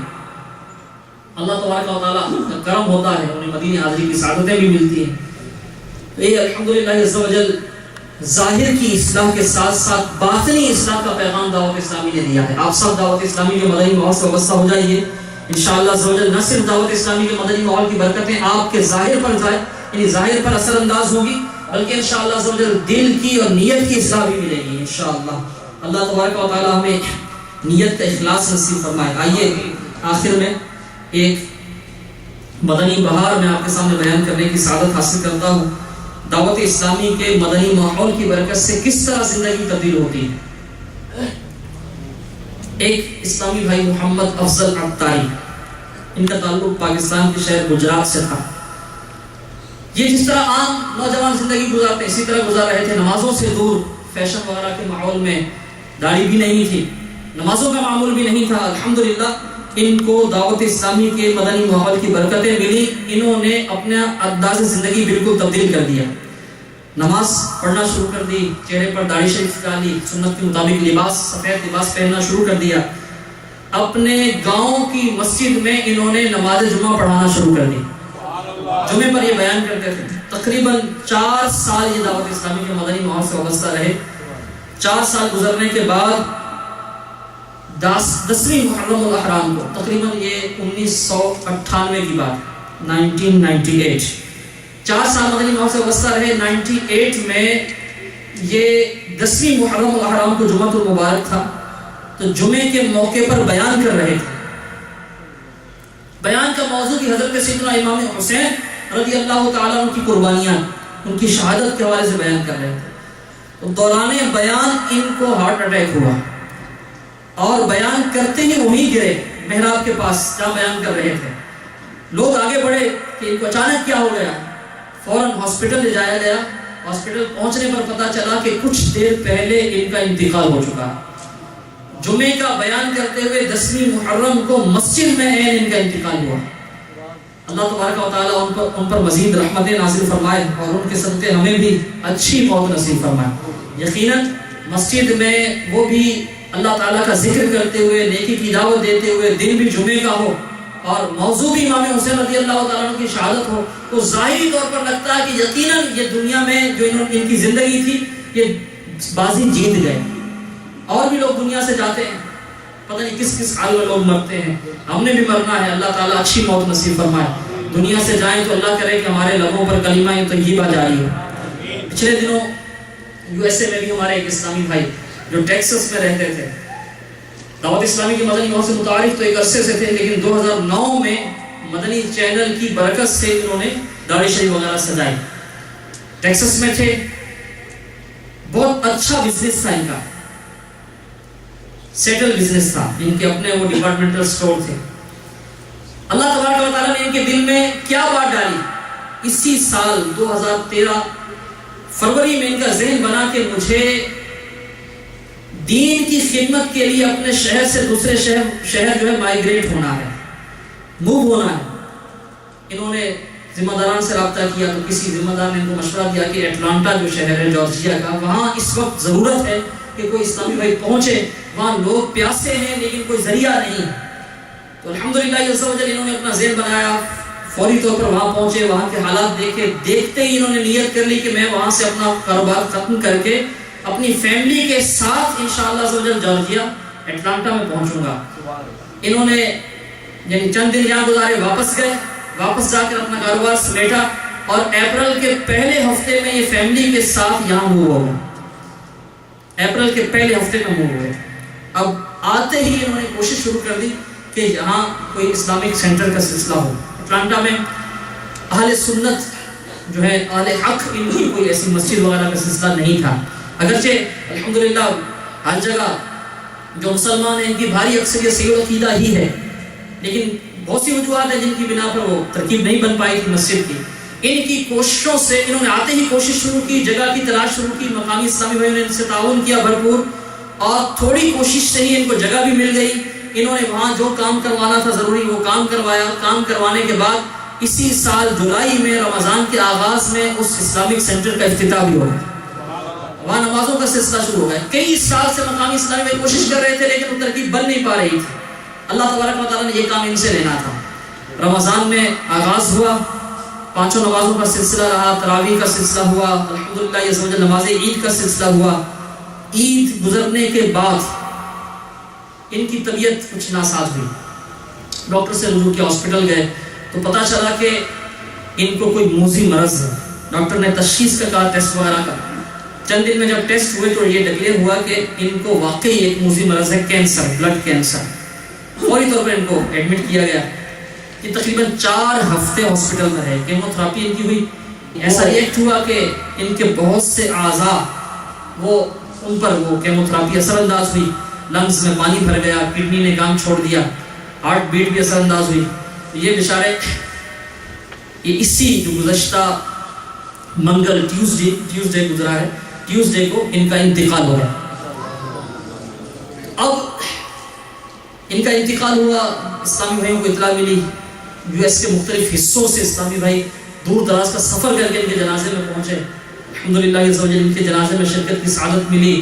ان کو دعاؤں کے ساتھ قبر میں اتارا گیا, نعت خوانی کے ساتھ قبر میں اتارا گیا. الحمدللہ یہ ایسا منظر تھا کہ دوسرے رشک کر رہے تھے کہ کاش ہمیں بھی جب ہم دنیا سے جائیں تو اس انداز میں ہمیں بھی رخصت کیا جائے. ایک طرف اب ان کا یہ آپ نے مختصر سا واقعہ سماعت کیا سنا, ایک طرف غور کیجئے کہ یہ بالکل سیٹل تھے, ان کو کوئی پرابلم نہیں تھی وہاں. اور ایٹلانٹا میں یہ کسی بزنس کے لیے نہیں گئے تھے, کوئی ان کا رشتہ دار وہاں نہیں تھا. ان کی فیملی وہیں ٹیکسس میں, بلکہ ان کے ایک بھائی یہاں جرسی میں بھی ہیں, عمران بھائی کے بھائی ہیں عرفان بھائی. تو یہ بالکل سیٹل تھے. اچانک ان کے دل میں آیا کہ مجھے اللہ تعالیٰ کی راہ کی میں دین کی خدمت کے لیے مائیگریٹ ہونا ہے. اور مختصر سے وقت کے لیے یہ آئے. 4-5 ماہ ان کو ملے. 4-5 ماہ میں انہوں نے اپنے لیے صدقہ جاریہ کا سامان دیا. اب وہاں وہ اسلامک سینٹر فیضان مدینہ قائم ہے. الحمدللہ نمازوں کا سلسلہ ہے اور انشاءاللہ چلتا رہے گا انشاءاللہ. زندگی سب کی مختصر ہے, ہماری بھی مختصر ہے, نہ جانے کس موڑ پہ ختم ہو جائے. انہوں نے جانے سے پہلے اپنی عاقبت کی بہتری کے لیے سامان کر لیا. ہمیں کوئی پتہ نہیں کب دنیا سے جانا ہے. دنیاوی مصروفیات اس قدر ہیں کہ لگتا نہیں کہ موت آئے گی. یعنی ہمارا انداز ایسا ہے, موت تو خیر آنی ہی آنی ہے. یہ الحمدللہ اپنے اوقات سے فائدہ اٹھاتے ہوئے اپنے لیے بھی اور اپنی نسلوں کے لیے بھی بچت کا سامان کر گئے. اللہ کرے کہ ہمیں بھی ایسا جذبہ ملے. یہ دعوت اسلامی نے ایک چینج دیا ہے نوجوانوں پہ. ان کی عمر تقریباً 40 سال تھی. 40 سال کو اتنی بڑی عمر نہیں ہوتی. خیر 40 سال دیکھا جائے یہ بھی بڑی عمر ہے. دنیا سے جانے والے تو کم سنی میں بھی جاتے ہیں, نوجوانی میں بھی جاتے ہیں, لڑک پن میں بھی مرتے ہیں, جوان بھی مرتے ہیں, ادھیڑ بن میں بھی لوگ جاتے ہیں. لیکن ایک ذہن یہ بنا ہوتا ہے کہ ابھی یہ سٹیپ بھی باقی ہے, ابھی میں نوجوان ہوں تو جوان کے بعد ادھیڑ بن کے بعد بڑھاپا, پھر ابھی بہت عرصہ باقی ہے. ایسی باتیں ہوتی ہیں, لمبی امیدیں ہوتی ہیں. الحمدللہ یہ مختصر سے وقت میں اللہ تعالیٰ نے ان سے دین کی خدمت لے لی. ہمیں بھی اب یعنی ان کے واقعے سے ہمارے لیے یہ مدنی پھول ہے کہ ہم اپنا ذہن, اللہ تعالیٰ نے وقت دیا ہے, صلاحیتیں دی ہیں, عمر ہے ابھی, اپنی صلاحیتوں کو اللہ کی رضا کے لیے استعمال کرنے کے لیے, اپنے اوقات کو اللہ کی رضا کے لیے استعمال کرنے کے لیے, دین کی خدمت کرنے کے لیے اپنے آپ کو پیش کریں. انشاءاللہ عزوجل یہ دنیا میں بھی ہمارے لیے کامیابی کا ذریعہ ہوگا اور اللہ تعالیٰ کی رحمتوں کا آخرت میں بھی ساتھ رہے. نیت کریں کہ انشاءاللہ عزوجل ہم اپنے اوقات کو اور اللہ نے جو صلاحیتیں دی ہیں ان کو اس کی رضا کے لیے استعمال کریں. کیا یہ اچھا ہو کہ ہماری زبان بولے تو نیکی کی دعوت دے. کیا یہ اچھا ہو کہ ہماری آنکھیں دیکھیں, قرآن پاک کی تلاوت کریں, ہماری آنکھیں دینی کتب کا مطالعہ کریں, نیک لوگوں کی زیارت کریں. ہم اپنی آنکھوں کی جو نظر ہے, بینائی ہے, اس کے ذریعے دین کی خدمت کرنے میں کامیاب ہو جائیں. ہمارے ہاتھ اٹھیں تو غریبوں کی مدد کے لیے اٹھیں, دینی کام کے لیے اٹھیں, استعانت کے لیے اٹھیں, تقوی کی استعانت کے لیے. اللہ تبارک و تعالیٰ نے تعاونوا علی البر والتقوی یہ حکم فرمایا کہ نیکی اور بھلائی کے کاموں میں ایک دوسرے کے مددگار بن جاؤ. تو ہمارے ہاتھ اس کام کے لیے اٹھیں, ہمارے قدم چلیں تو اللہ کی رضا کے لیے چلیں. اللہ تبارک و تعالیٰ نے اور جتنی آپ کو صلاحیتیں دی ہیں, آپ ذہین بہت ہیں, بہت اچھا سوچتے ہیں, آپ اچھے پلانر ہیں, ایڈمن کی صلاحیتیں آپ کے اندر ہیں, آپ یہ صلاحیتیں اللہ کی رضا کے لیے وقف کر دیجئے, دعوت اسلامی کی خدمت کے لیے وقف کر دیجئے, دین اسلام کی خدمت کے لیے وقف کر دیجئے. کسی وہ شاعر نے کیا خوب کہا ہے, آرزو ہے دنیا میں کوئی کام کر جاؤں, ہو سکے تو خدمت اسلام کر جاؤں. زندگی کا حاصل یہی ہے, اللہ تعالیٰ نے زندگی دی ہے. زندگی کا بہترین مصرف یہ ہے کہ ہم اللہ کی رضا کے لیے, دین اسلام کی خدمت کے لیے اپنی صلاحیتوں کو وقف کریں. آپ کے سامنے ہے بدعقیدگی بڑھتی جا رہی ہے. ایک طرف غیر مسلموں کی سازشیں اسلام کے خلاف ہیں, پھر نام نہاد مسلمان بھی اسلام کی جڑوں کو کھوکھلا کر رہے ہیں. گناہوں کا سیلاب امڑتا چلا جا رہا ہے, بے حیائی اپنی جگہ پر ہے, بے پردگی اپنی جگہ پر ہے, اور پھر معاذ اللہ نہ جانے کیسے کیسے وہ ایک نت نئے حربوں سے اسلام کی جو بنیاد ہے اس کو کھوکھلا کرنے کی کوشش ہو رہی ہے. مسلمان نام نہاد مسلمان طرح طرح کے فلسفے بیان کر کے اسلام کے جو بنیادی معاملات ہیں جیسے پردہ ہے، اسی طرح اور بہت سی چیزیں ہیں جن پر اٹیک کیا جا رہا ہے. ایسے میں دین اسلام کی خدمت کی حاجت شاید جو اس وقت ہے اس سے پہلے کبھی نہیں تھی. اللہ تبارک و تعالیٰ کی رضا کے لیے اپنی صلاحیتوں کو پیش کیجیے، دین اسلام کی خدمت کے لیے اپنا وقت دیجیے. اللہ تعالیٰ نے آپ کو صلاحیت دی ہے، اس صلاحیت کو اللہ کی رضا کے لیے استعمال کیجیے. انشاءاللہ عز و جل یہ آپ کی نسلوں کی بچت کا سامان ہوگا. آج تقریباً ہر کوئی پریشان ہے کہ بچوں کا کیا بنے گا، بچوں کا کیا بنے گا. انشاءاللہ بچوں کا بہت اچھا ہوگا اگر ہم اپنے بچوں کے ساتھ ساتھ دوسروں کے بچوں کی بھی فکر کریں.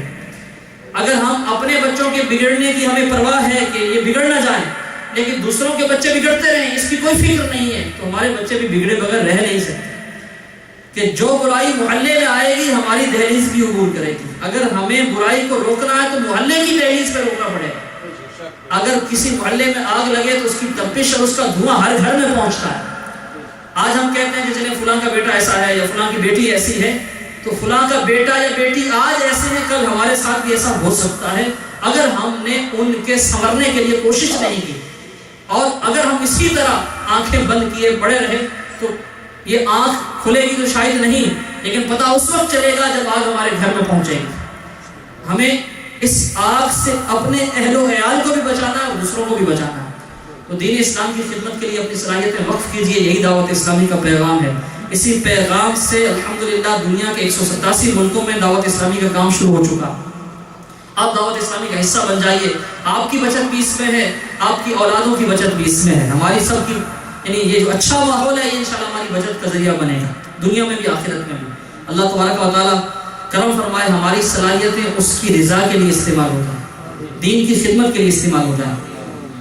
انشاءاللہ عز و جل اگر ہم اپنی صلاحیتوں کو اللہ کی رضا کے لیے استعمال کریں گے تو اللہ تبارک و تعالیٰ ان میں برکت بھی دے گا، ان میں اضافہ بھی ہوگا. انشاءاللہ عز و جل یہ صلاحیتیں یہ نعمتیں بچی بھی رہیں گی اور انشاءاللہ ان کے ذریعے دوسروں کی نعمتیں بھی بچیں گی انشاءاللہ. اللہ تبارک و تعالیٰ اپنی رضا کے لیے ہمیں صلاحیتیں استعمال کرنے کی توفیق بخشے. الحمدللہ عز و جل ہر جمعرات کو دعوت اسلامی کے اجتماعات مختلف شہروں میں ہوتے ہیں. یو ایس اے کے بھی بہت سے شہروں میں اجتماعات ہوتے ہیں. نیو یارک میں بھی ہوتا ہے ہر جمعرات کو فیضان مدینہ میں. جہاں کے اسلامی بھائیوں سے گزارش ہے کہ آپ ہر جمعرات کو مغرب کے بعد ہونے والے سنتوں والے اجتماع میں جو بروکلین فیضان مدینہ میں ہوتا ہے اس میں لازمی شرکت کیا کریں. انشاءاللہ یہ اچھے ماحول سے وابستہ رہنے کا ایک ذریعہ ہوگا. الحمدللہ آپ سب کے لیے خوشخبری بھی ہے. دعوت اسلامی کا جو مدنی چینل ہے ایک شعبہ جو الحمدللہ اپنی بھاریں دنیا بھر میں لٹا رہا ہے. تو مدنی چینل نے ایک خصوصی سلسلہ یو ایس اے کے ناظرین کے لیے شروع کیا ہے. یو ایس اے کے ویورز جو ان کے لیے ان کے جو پیک آورز ہیں رات کے 9:30 بجے نیو یارک کے وقت کے مطابق 9:30 سے 11:30 اس وقت یہ سلسلہ چل رہا ہوگا، جاری ہوگا. یہ انگلش میں اور اردو میں مکس سلسلہ ہوتا ہے. الحمدللہ اس میں بہت سی ایسی باتیں جو اس معاشرے میں یعنی ایک ناسور بنتی جا رہی ہیں ان کی نشاندہی بھی ہوتی ہے اور ان سے چھٹکارے کا طریقہ یہ بھی الحمدللہ یہاں بتایا جا رہا ہے.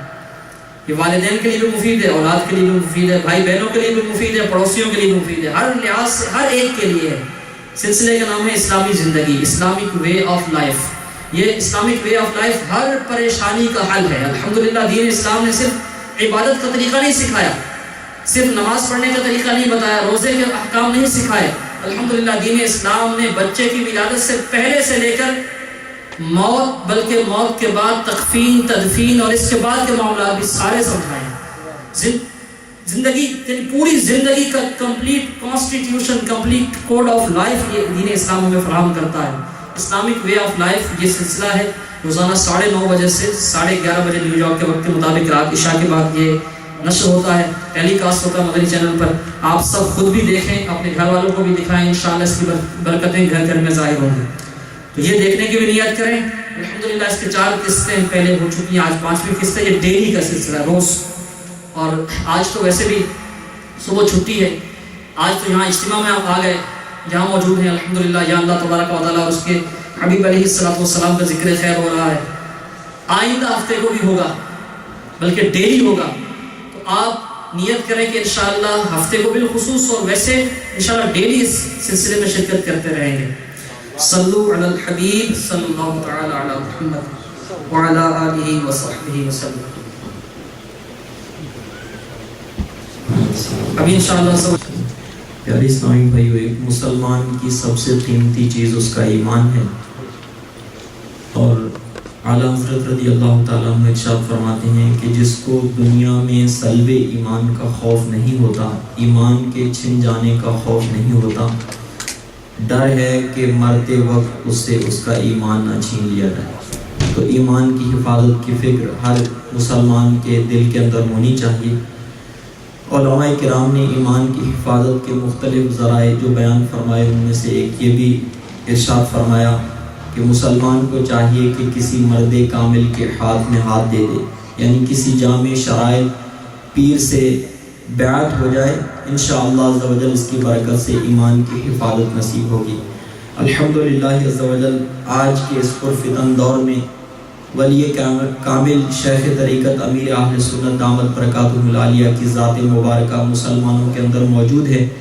آپ دامت برکاتہ العالیہ قادری سلسلے میں بیعت کرواتے ہیں، اور قادری سلسلے کی تو بات ہی کیا ہے، حضور غوث پاک رضی اللہ تعالیٰ عنہ ارشاد فرماتے ہیں میرا کوئی بھی مرید توبہ کیے بغیر نہیں مرے گا۔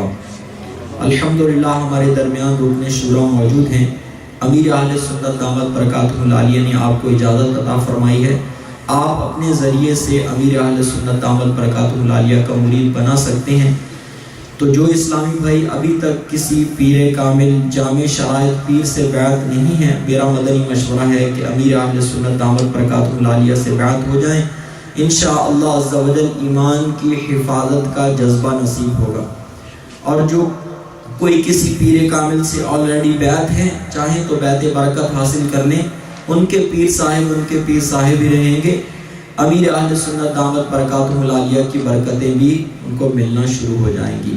میں امیر اہل سنت کے اجازت یافتہ مبلغ دعوت اسلامی رکن شورا کی خدمت میں گزارش کروں گا کہ ہمیں قادری سلسلے میں داخل فرما لیں۔ صلو علی الحبیب صلی اللہ تعالی علی محمد صلی اللہ علیہ وآلہ وسلم۔